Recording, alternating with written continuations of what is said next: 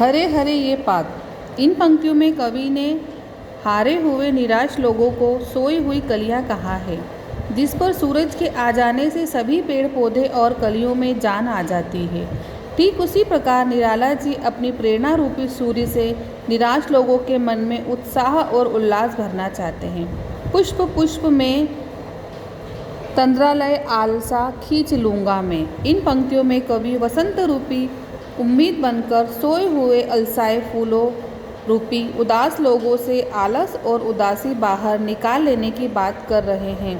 वो इन लोगों को नया जीवन देना चाहते हैं, इसलिए उन्होंने कहा है कि मैं हर पुष्प से आलस्य व उदासी खींचकर उसमें नए जीवन का अमृत भर दूंगा, द्वार दिखा दूंगा फिर उनको। कवि का मानना है कि अगर युवा पीढ़ी परिश्रम करेगी तो उसे मनचाहा लक्ष्य मिलेगा और इस आनंद का कभी अंत नहीं होगा। इस प्रकार कवि कहते हैं कि जब तक वो थके हारे लोगों और युवा पीढ़ी को सही राह नहीं दिखा देंगे, तब तक उनका अंत होना असंभव है।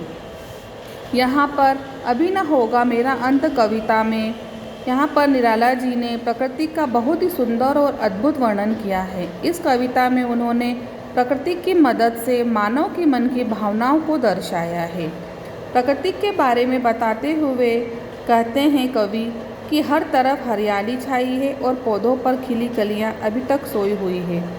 कलियों से निराश यहाँ वो दुखी और परेशान लोगों की बात कर रहे हैं, उनके बारे में निराकरण कर रहे हैं। किस प्रकार उन्होंने अपनी बात यहाँ पर प्रकृति को साथ में रखकर मनुष्य के आलस्य व तंत्र में डूबे लोगों के बारे में बताया है।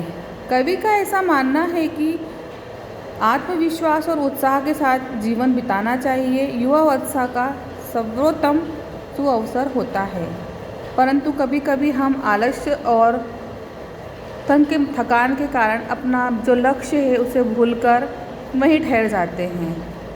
यहीं पर मनुष्य जैसे खिले हुए फूलों के समान हमारा जीवन होना चाहिए, उसी को देखते हुए कवि निराला जी ने यहाँ पर बहुत अच्छी बात कही है और उसका निराकरण बताया है।